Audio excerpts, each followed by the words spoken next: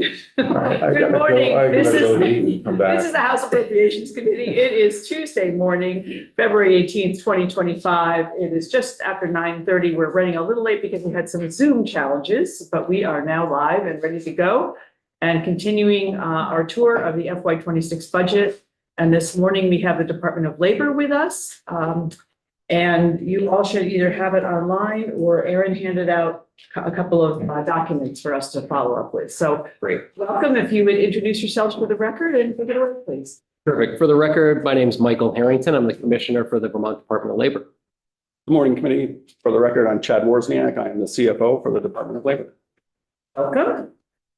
So you should have a presentation, PowerPoint presentation printout in front of you. Yeah. And usually what we do is go through this, especially for new members of the committee, gives a little background of the department. So we'll do that.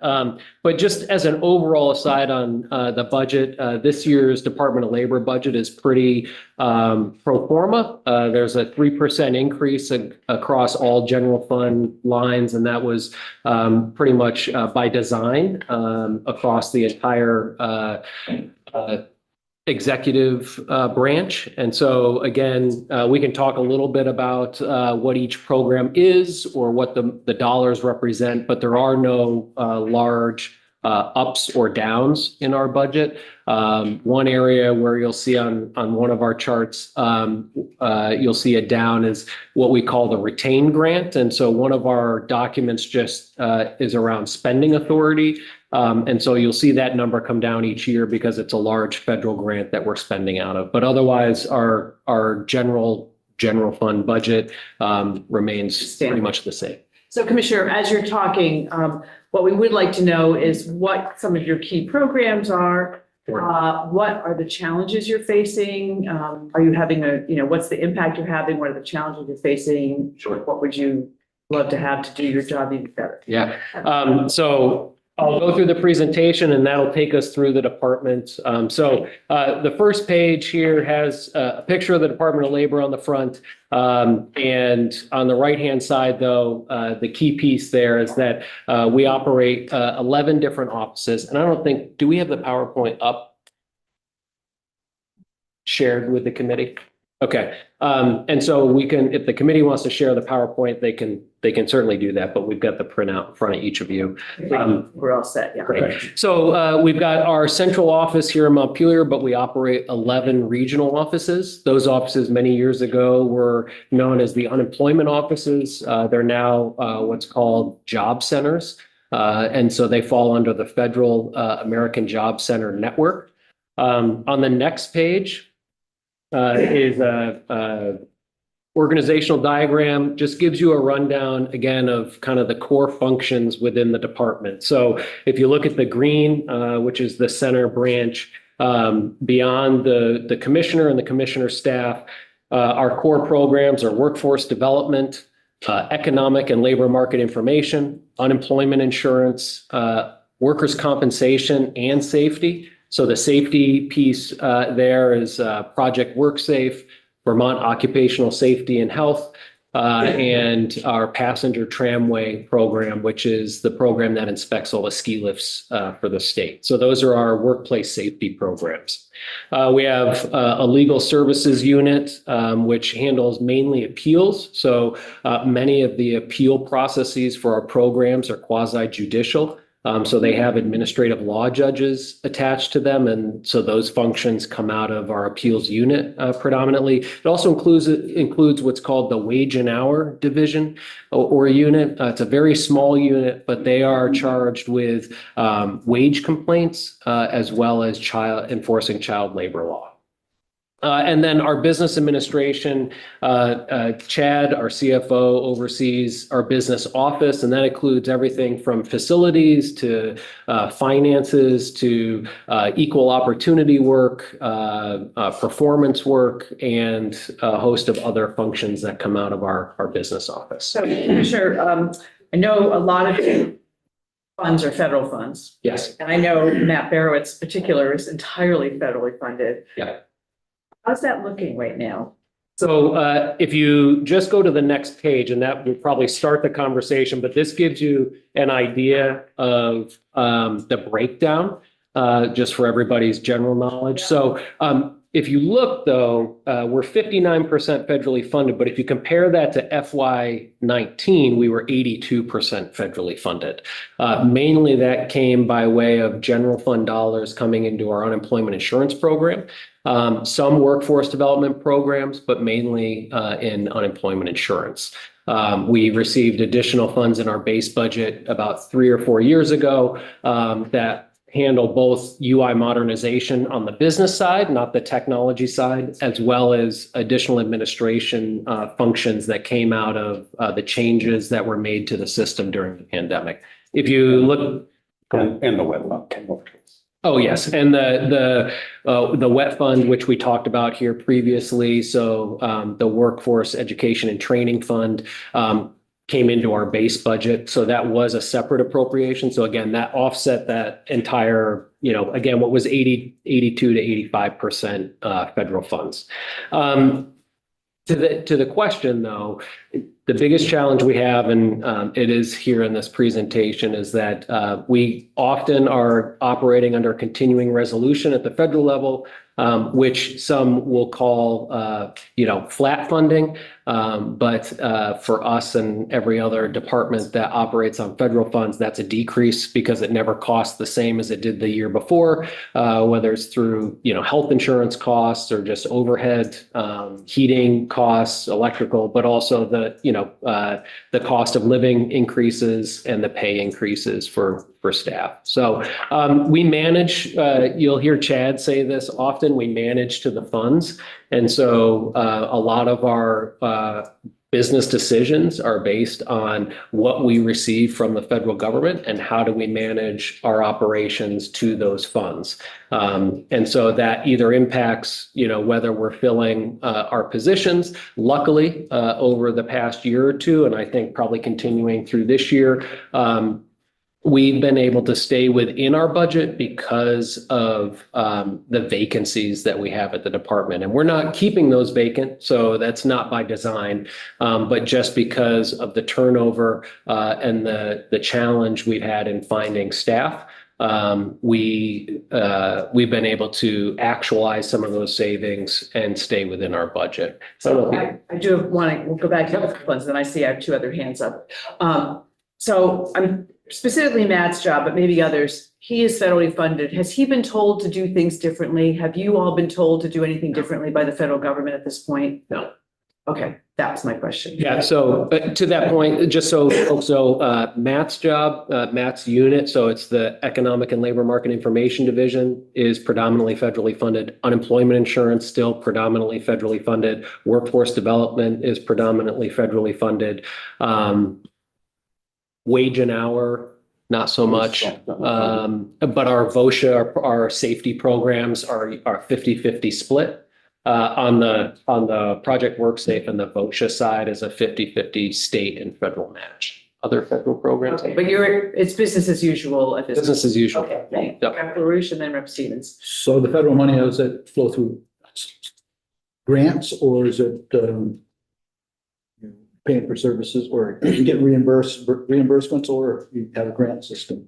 Yeah, our federal dollars come to us through what's called formula funding. So the majority of the programs that we have are set in language, and we get that appropriation each year from the federal government. It's just a matter of how much per year we get, and that's decided at budget time by Congress. So in October, when a budget is supposed to be in place, when there's not a budget in place, that causes us some pretty bad turmoil. We don't know what we're getting for that year, so it's difficult for us to quote unquote manage to that money. We do operate on a reimbursable basis. And so it is on a so if again, if there's a federal shutdown or the system is offline, like we saw a couple of weeks ago, when the new administration took over, that doesn't impact operations immediately, like some other states. Some other states do not operate on the reimbursable basis because of the amount of money they have. But for us, we're able to do that. So you don't have to deal with grant agreements? Not the traditional grant agreements. Rep. Stevens and then Rep. Krasinski. Thank you. Can you just explain one more time for me? It kind of just slid right by me Sure. here. The difference between the 59% and the 82%, is the increase in general funds and, was that because of programs that were specific, or is that because of a drop in the funding? How is this because of the technical stuff, like trying to redevelop the unemployment machinery, which again has cost billions of dollars over the last 10 years, and wherever we are. But Yep. can you just explain that? Because again, I think the first impulse is for us to think that the 82% has been normal, and if it's not been, I mean, and I'm not going to count.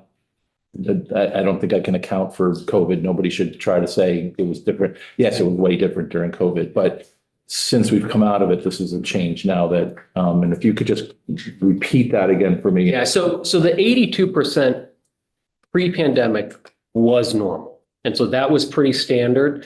What did change coming out of the pandemic? Two things. One was not pandemic related, and that was the moving of the $1.3 million out of the wet fund to the department's base budget. So again, that was not due to the change from 82% to 59% is not necessarily because there was a reduction in federal funds. To answer that part of the question. So the wet funds moved from a separate appropriation into our base funds, and then an additional $5 million broken into two pots of money came over to the department in our base budget to support unemployment insurance activities. And so that was predominantly pandemic related. One, it's part of that is related to modernization efforts. And the other part of that $5 million is what we'd call probably enhanced administration of the program, because what happened during the pandemic really turned the unemployment insurance program on its head. A lot of our automated processes became manual. Additional functions came out of the program, like fraud mitigation and detection, like advanced fraud. And identity theft, and some other functions that required more people in our call center to do the work, more adjudicators to do the work. We also had other federal work that was being done too. And so we had workers that were doing the federal work with federal dollars, but it just took away from those workers being able to do the work on the core program. And so it was a combination of a couple different things. So when you look at our federal funding over the years in unemployment insurance, it's been relatively steady. It's gone from 6.5 million up to probably 7.5 million, taking out the pandemic years and additional funds that came through that. I think we're back down around 7 million. So again, it fluctuates $500,000 here or there, but that's not the representative of the reduction in the 82%. And just to follow up to the COVID period, I mean, I've asked this question with respect to the BAA, but Massachusetts is was audited and they made a $2 billion mistake. Yeah. Did we? We did not. And so the issue in Massachusetts, which they were just able to settle, actually, I think it actually got significantly reduced. They were able to settle with the federal government on what the final outlier would look like, but they charged a bunch of either benefits or administrative work to one program when it should have been charged to another program. So I don't think it was done maliciously in all fairness to Massachusetts. It was a wild and crazy time. And so, what happens when you're in a battle, right? And then you go back and you look, you find that mistakes were made and, probably could have been prevented, but things were wild and crazy back then. So we've gone through the audits. We've gone through, I don't know, probably 36 audits since that time. And we have not had that come up. So we're, I think, in good shape. I had Rep. Kasenska and then Rep. Dickinson. So with your core programs, you have current vacancies here. Yeah. All the agencies have vacancies here. I'm just curious about what's your turnover rate typically here? And is there a place, is there a core program that you really maybe more challenged than others with vacancies at present? So we were as high in some of our programs and vacancies as like 20 to 25%. We are now, through some significant efforts at the department level, I think our overall vacancy rate is around 12%. And in our core, the biggest programs are the programs that have the most entry level frontline staff, which are unemployment insurance and workforce development. And so that's not surprising given the work they're doing, given the fact that, again, there are not many minimum qualifications for that job. And so it's usually folks who either come in and learn that it's not for them, or they've decided to move on to something else. It's folks, again, it's mainly frontline staff. Anything else you want to add on vacancy rate? No, we've had a significant effort in trying to keep those rates down. So as the commissioner said, it was, I think our high was about 22.5%. And now we're down as an overall for the department, just under 13%. So we've made significant improvements, and some of the work is just by the nature of it. We have a lot of people who come in and decide it's not for them. I mean, sitting at a UI call center and having people yell at you all day is not for everybody. Some people relish it, but not everyone. Have you suggested they run for office? So. Well, and yeah, and Best you can. what we see is a lot of churn. So we don't have a lot of long-time vacancy, but the hard part for us is you hire one person, it takes them probably 2 months to feel comfortable in the job, 6 months to actually be proficient in the job, and probably a year to be an expert in the job. They last, anywhere from 2 to 6 months. At the same time, we might lose someone else in another role, bring somebody in. So you're always in this flux or churn of people. So it's not always the same people. And we also lost quite a bit after the pandemic from retirements as well. Dickinson. Okay, thank you. We've got a number here for unemployment insurance administration. That's just for the administration. As the state of Vermont, are we a reimbursable employer, or do we pay into unemployment, and do you use that and how do you cover the departments with that? The state is a transfer that? reimbursable. Does that go through your budget, or does that go through each? It does not go through our budget because it goes directly into the trust fund. So it's paid for by HR or yeah, well, and AVA or? yeah, and it may come back. So each individual department will pay those costs when they incur. So HR is the head of the HR would do steering it. of that. Yes. HR is the agency that gets billed for that reimbursable unemployment. And then they send that bill out to the individual departments that own those employees when they were let go. Right, it's pay as you go. So it's pay as you go. Yes, ma'am. Yeah, okay. So this is just for the management, for the people who actually do the work in the administration. That's correct. That includes your people who churn. Yes. Okay, thank you. So again, I just want to move us through the presentation and being mindful of time. If you go to the next page, it's workforce development.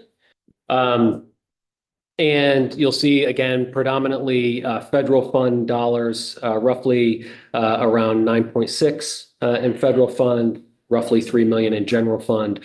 We operate what's known as the Workforce Innovation and Opportunity Act. You may hear about it at the federal level because it's going through some level of reauthorization.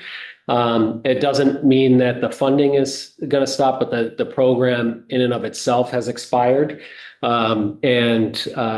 are many federal programs that are either in some form of reauthorization or never get reauthorized, but still receive funding. So my understanding is that through our committees of jurisdiction at the federal level, that'll be up for reauthorization again this year. It was up last year. It didn't make it across the finish line. They do intend to bring it back up again at the committee level this year. But you can see here they're not marked, but our WIOA programs our core programs are called what's called adult, youth, and dislocated worker. And so it's those first three. Adult is self-explanatory, but it's individuals. These are individuals that we enroll in these federal programs to receive special casework support and other support services. So adult youth is interesting because it is split into two categories, in-school and out-of-school youth. So the focus for the department and under WIOA is predominantly out-of-school youth because there are so many other youth dollars through Agency of Education and other programs that focus on in-school youth. So it's anywhere from 75-25 to 50-50. Depending on the type of work you're doing between in-school and out-of-school youth.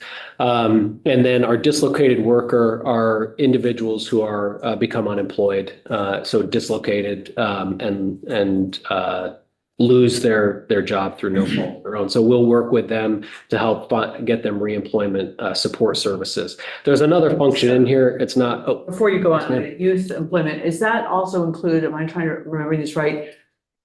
Youth between 18 and 26 who are neither in school nor employed, is that Yeah, category? And Yeah. what, I remember in my old job being concerned about that number because it was hard to find them and we want to get them either in school or employed. And so what sort of programs do you do to work with those sort of disenfranchised group of kids? Yeah, so there are, again, most of it is intensive casework. So we can certainly have our workforce development director come in and share about the different programs we have that are youth-based, but we have caseworkers that are out there engaged with other community partners that are identifying these out-of-school youth and then enrolling them in these support services, again, which is usually around casework. It's around identifying other training programs that might fall within an area of interest, or it's helping them become employed. So it's 18 to 25, 26. It can go as low as 16, again, if they've dropped out of high school as well. So it's usually around identifying who they are and then moving them into some type of either training program or employment program. And so what is your sense of the trend in terms of the numbers of people who are in that category? Is it increasing, decreasing, staying the same? I'd have to go back and look. I haven't looked year over year and I don't know. Yeah, and I don't have numbers in front of me. Anecdotally, I think that number's going down. I think we're getting less involvement in the program itself. Because there are fewer of these, of students? That's my sense, yes, ma'am. But again, I don't have the numbers in front of me. And the challenge is that, as you brought up, these are, and this is why the program is designed. It's designed to find these individuals who are not attached to a high school, a community college, or other, training center. So they either are not working, they're couch surfing, they're moving from friend to friend. Again, so this program is specifically designed under the federal program to assist those folks, but they are hard to find and hard to count. Finding them first. Yeah. And all of these metrics are dictated by the federal government and how we go about the program and what constitutes an eligible person for the program itself. So it can be difficult. Yeah, thank you. So you see there some of the other programs, registered apprenticeship program. We do some refugee and immigration services. That's usually broken down into like visa work programs or working with individuals that are not on a visa program but need employment services. Or it could be new Americans as well. State training and support initiatives. So these are the training program dollars that we have, veteran services, and then work-based learning and on-the-job training services. Next is economic and labor market information. As you can see, and you brought up earlier, they do get some dollars from the special fund, and that's for services they perform outside of in support of another program. So they do some statistical work for our workers' comp program and our workplace safety program. So that's what the special fund predominantly is.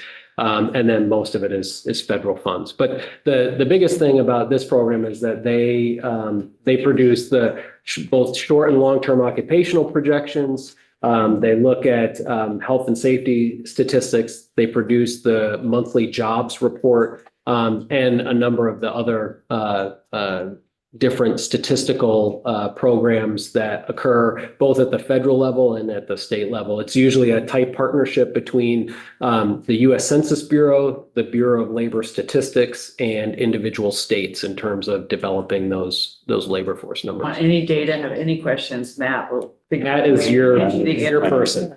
It's amazing. And there's actually a picture of him on that page. Yes, I see. Workers' compensation and safety. Again, talked a little bit about this before. On the workers' compensation side, it's just important to know that the work we do there is mediation and resolution work. So we're not administering a workers' comp insurer program, but when there are claims between, from an injured worker, and there's a dispute between the injured worker and the medical services they believe they need, or their doctors believe they need, the employer and the insuring company, the insurer.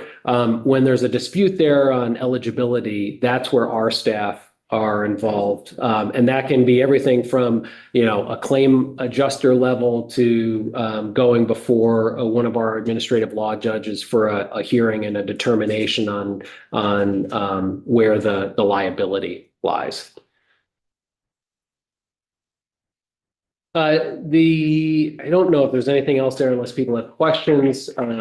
Again, the passenger tramway, there is a passenger tramway board. Their budget is set by the board, and that's a special fee to the ski areas. And then the Project WorkSafe and VOSHA are 50-50, roughly 50-50 split.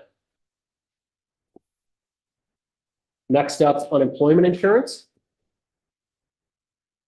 From a dollars perspective, this is our biggest program. It's also our most complex. I probably put it, second in terms of complexity to be healthcare. But in terms of the regular federal requirements that our program has, the eligibility requirements for each person that applies for unemployment insurance, it's as those of you who are around during the pandemic know, you can't just pull somebody off the street, stick them in a chair and have them answer a phone. Because not only are you having to know how to use our 50-year-old mainframe system, they have to also understand what are the vast set of requirements under both federal and state law. So there are, it's a combination of the federal government laying the foundational components and then an overlay of state law on how certain attributes of the program will function and what the state requires of employers and claimants. It occurred to me that maybe we should have the commissioner explain what reimbursable is for Sure. UI so that people understand the difference between. I mean, I know what it is. Yeah. You're an expert. You could probably explain it better than I could. So understanding there are essentially two sides to the UI program, right? So all the funds that employers pay into the system go into the UI trust fund, and benefits are paid out of the trust fund. So it doesn't show up on our balance sheet here. It is solely for the purpose of paying benefits. It cannot be used under federal law for anything other than paying benefits. But the other thing that employers do is not only do they pay taxes on employers, they also report wages for employers. And it's those wages in our system, which we call a wage record, that determine on the flip side, the claimant's eligibility for the program and how much they are eligible for. And so it is a dance between the information that employers are putting into the system, and then that determines who is covered, and then whether they are eligible and what their benefit would be. In our system, you can be either a taxable employer or a reimbursable employer. All for-profit businesses are taxable employers. And so what that means is there's something called the taxable wage base. And so for right now, I think it's somewhere between $13,000 and $14,000. And so essentially what that means is for the first $13,500 that each of your employees makes, you pay taxes on those first $13,500 in wages. Once you've reached that, you don't pay taxes on that individual anymore for that year. And so the wage base is one way to control how much employers are contributing into the system. Again, if you have 100 employees, you're paying that $13,500 on those 100 employees, but only as they make those those dollars or wages over time. That's why also the first and second quarter of the calendar year are our biggest quarters of money going into the trust fund, because that's when people earn their first bulk wages. Some nonprofits can be what's called reimbursable. So they don't pay a tax, but they do reimburse the fund dollar for dollar. And so in some ways that can be very advantageous for them, because they either have one or no layoffs for a long period of time. But where that becomes tricky is like during the pandemic, where they lay off many people. And the next thing you know, there's a big price tag in terms of what they owe to the trust fund. And so some nonprofits will remain reimbursable. And again, the state is one of them. And so for every dollar paid out to a state employee or any other employee that's a reimbursable employee, the employer pays back the trust fund dollar for dollar. So I remember, oh, go ahead. No, just quickly, the taxable wage base at 13,000 and change, does that change or is that fixed in statute? It indexes up and down. So to make it layer on a level of complexity. So tax rates are determined by a couple different factors. So the state has in our code and our law has 5 tax schedules, 1 being the lowest tax schedule, 5 being the highest tax schedule. In each of those tax schedules, there is an array of tax rates. And I think it's like 20 different tax arrays within a schedule. And so what happens is every employer that's taxable, we look at their payroll, we look at what their prior claims were for unemployment insurance, and then we rank them against every other taxable employer in the system, and that's how we determine their rate. And that's why it's also not easy for an employer to just go on and do their own calculation and figure out what their rate is. So we do rate setting once a year. And so again, it looks at their total payroll, it looks at their claims from the prior, I think, 3 years. And then they are ranked against each other in the system. And so the schedule is set by how sustainable or healthy the trust fund is. And so Matt gives a report on a regular basis and sets the tax rate schedule on a regular basis out of his unit. The taxable wage base can either be set by the legislature, which they did during the Great Recession back in the early 2000s, or it indexes up and down based on moving between tax schedules. So if we go up 2 schedules or down 2 schedules, it can go up or down by $2,000. Otherwise, it does index. What schedule are we? We're currently in the lowest schedule, so we are in tax schedule 1. I assume from that the trust fund today is healthy. The trust fund is healthy. It's not where it was pre-pandemic. Pre-pandemic, we were at 520 million. We're now at, I think, 310 million, 307 million. Right, but when that was going to be my question. Back in the recession, I remember the legislature, I was here, but there's big conversations about it because we basically ran out of money or came close to it, right? And we had to borrow, we had to lend you money, or it was kind of a mess for a while, but. Yeah, so the state did borrow during the Great Recession. We did not have to during the pandemic. There's always a debate around what is the healthiest rate of the fund. And Representative Nigro probably remembers this because it comes up often in House Commerce on a regular basis about what should the trust fund be at? And there's no magic number, like when you reach this number, you're considered healthy. At the time we went into the pandemic with the amount we had for the size of our program, I think we were the top or the second to the top in terms of the health trust fund in the country. And when you go into the red, you have to pay penalties and you lose Yeah. credits from the federal, and Yeah. they encourage you to get healthy again. Right, exactly. Which is what So we that did was, during- that was a big mess and it's nice to be at the Grand other side. bargain. Yeah. Yes, yes. So you had around 500 million going into it, at 310 now. How low did you get? A great question. And we do have the number. I don't think we got, we may have just, scratched below 200 million. So part of the reason was because of the massive amount of federal programs that were paying it. In You mean during the pandemic? During the pandemic, one of the other programs was they paid for what they call the first week. And so even on the regular UI program, they covered the first week of benefits for people filing between a certain window. And so that also helped keep us afloat. And so, yeah, I think we were down into the 190s.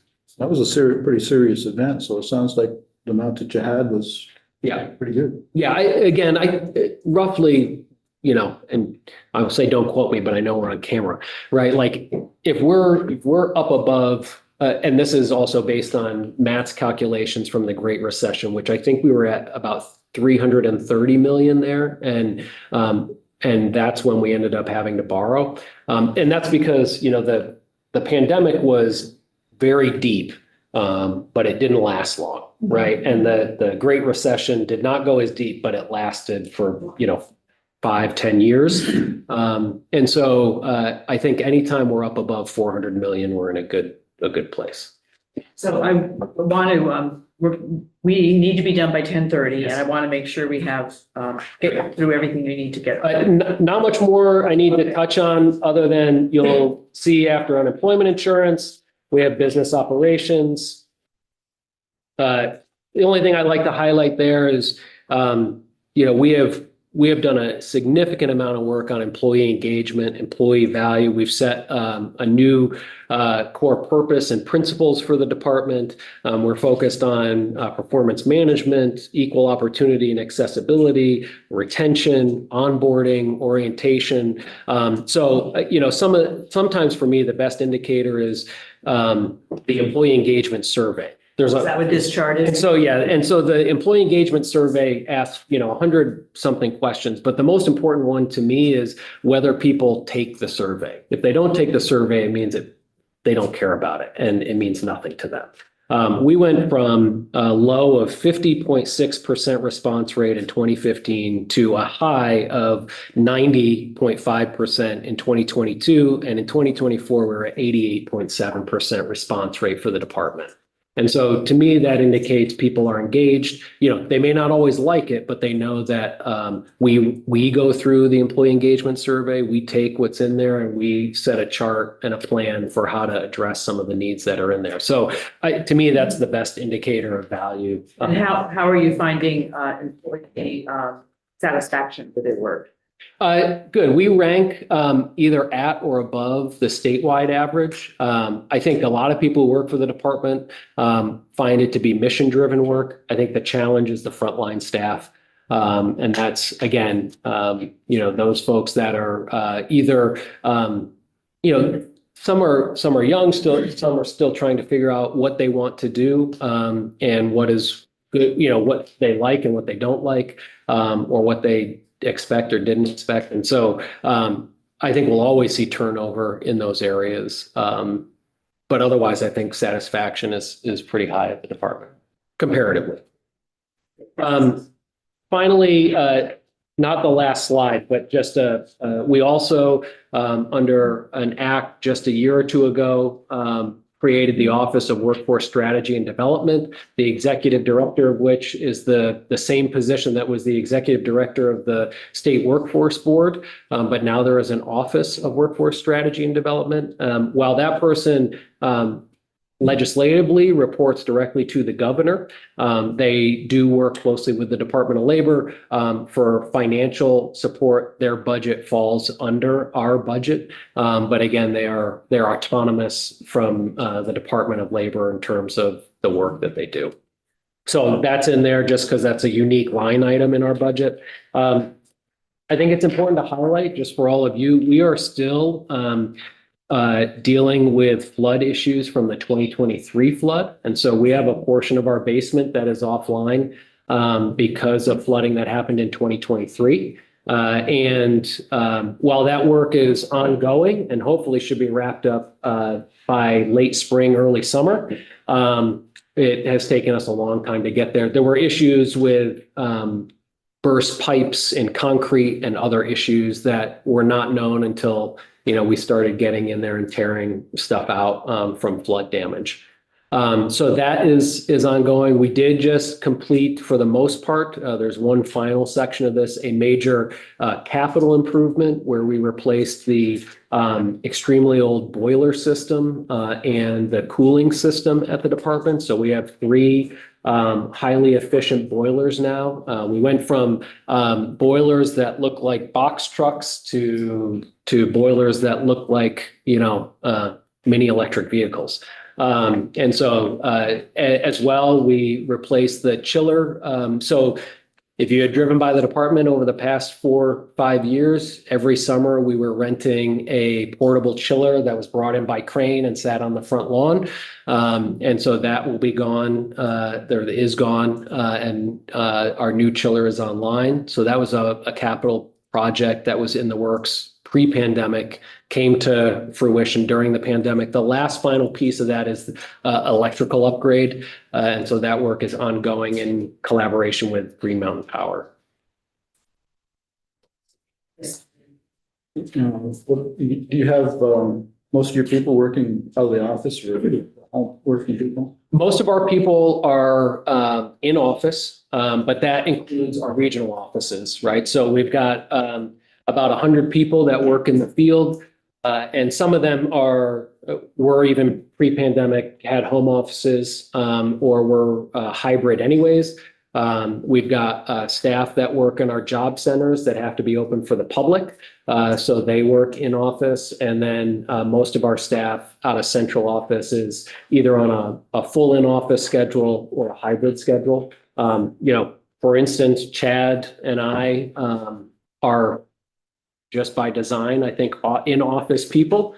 And we didn't even work remotely during the pandemic. So we were in the office every day, along with a core group of about 10, 15 people every day through the pandemic. So we do have some hybrid folks where work allows and when it's advantageous for retention and recruitment purposes. But because we deal in such sensitive information, we're very cautious about who and how they work remotely.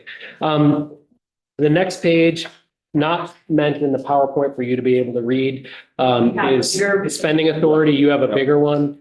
This is usually the page that this committee and Senate appreciates the most. It really lays out our core programs by funding line, and it breaks it down into federal, special, and general fund buckets and some interdepartmental transfers. Again, there was a 3% increase across our general fund lines. However, if you look at the total budget, so FY25 as passed was 54,872,314, and our FY26 proposed is 50,787,775. That's just because this shows also essentially our permission to spend out of these programs, which includes grants we had already received. So the reduction there is not a reduction in cost to run a program, but one of mainly our large federal grant called the Retain Grant, we've spent down on that. So every year we spend down on that program and ends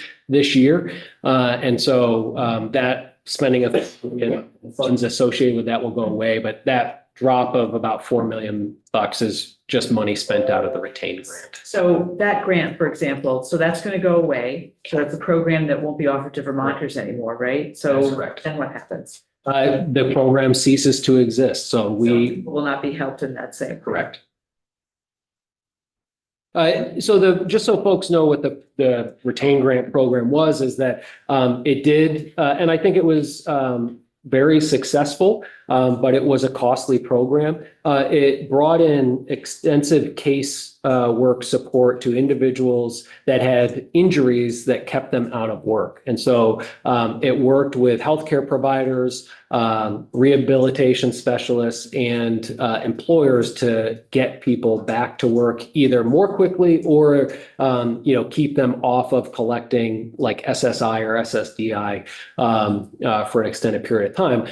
Again, a nice program when it was federally funded, but it's a high cost program. The group that is promoting that work may come before you at some point, or a policy committee looking for extra funds. But at this point, we didn't feel like it was appropriate within our budget to continue that federal funding. But again, if the legislature decides it wants to fund that, that would be at their discretion. Representative, you had a question? What was the lifespan of that? It was overall, I think it was like a 3-year grant, 3 or 4 year Yeah, it grant. was a 1-year pilot and then 3 additional years. And how many people? 4 total. So we didn't run the grant. I'd have to pull the numbers on the total number of people. So it was a grant that we sub-awarded out to Dartmouth Hitchcock, as well as the University of Pittsburgh, and also a local or a state, a small business to do the work. But they were helping Vermonters, not people in Pittsburgh and. Correct. But it had to be a competitive grant. And so we put out RFPs, and those were the folks that bid on the project. And how is what you were doing different from hireability? Well, under Retain specifically. Yes. So they work very closely with Retain, and so or with hireability. So it was a collaboration between those groups, and again, a lot of what they did, they being the Retain group, was work with healthcare providers, and so an individual. I think the easiest way to explain the difference would be that at hireability or Voc Rehab, they're working predominantly with the individual. And so the individual seeks out support services, or they work with an employer. In this case, Retain was focused more on the healthcare side and the health provider. And so an individual would come into a healthcare provider with an injury that was keeping them out of work, and then they would be enrolled in this study. And so there was, it was a true study in the sense that there was a control group and those that received the services to look at whether or not they were put back to work more quickly and more effectively. From my knowledge, all indications were that the program did work in that sense, but it was focused on the health, working with the healthcare providers, the primary care doctors, the orthopedic doctors, and others, occupational therapists and whatnot. What was the total amount allocated for the 3-year period or whatever it was? The first grant was about $1 million, and then the 3-year after that was 21 million. And I think that, again, the work that, again, you may run into her, Karen Hike out of Dartmouth did, and her group was amazing work. And so our choice to whether it should belong in our base budget or not was not a decision based on, whether or not the work was of value. The work was highly valuable and I think very effective. And based on what they're looking for additional funding, I think roughly around $2.5 to $3 million annually. So there are results from this that they will be publishing that we can look at. Yes, there are some already that we can certainly provide to the group. Again, we were the grant administrator, but we were not the ones doing the work. So we can pull their work. It's also online, and there's a link on our website for Retain as well. But we can certainly get information back to this group. Given the shortness of time, I want to make sure we get to everything you need to. I think we are, for the most part, good. There's a couple other slides, again, that talk about things we've already talked about. Our challenges with the budget being both federal and state, what our modernization projects are, which we talked previously about, what our staffing constraints are. So I think, I would just. Your IT project is going? So we have 4 modernization projects going at one time. In varying stages, but the unemployment insurance modernization project is in full swing on on time, on target. We're still a year and a half away, so again, it's too early to know. But in terms of our approved schedule and the contract we have with the vendor, I don't have any concerns about the project. Well, that's nice to hear. Yes, I just wish it was, be great to come online tomorrow. I know, we should have been done 2 years ago. Here we are. Great, happy to answer questions from you. Okay. So Rep. Nigro is your liaison and committee. We'll funnel things through Mike. And thank you very much for your time. Thank you. Thank you. You're all up to. Much appreciated. Very much. Thank you. So committee, we'll take 5 minutes and then Sarah Clark is coming in from the agency administration to talk about what's happening on the federal level.